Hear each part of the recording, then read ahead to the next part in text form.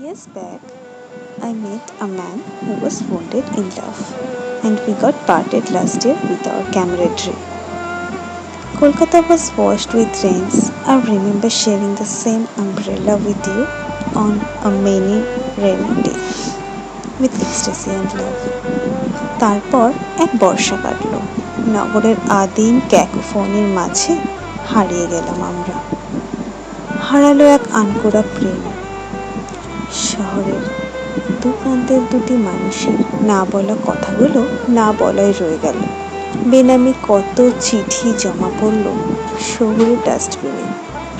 অভিমানে ধুলোর পরত জমতে জমতে দুটো মানুষ যে কোনো এক বর্ষার রাতে একে অপরকে ভালোবাসতো সেটাই ভুলে যায়। And we got parted last year. It rained heavily last night.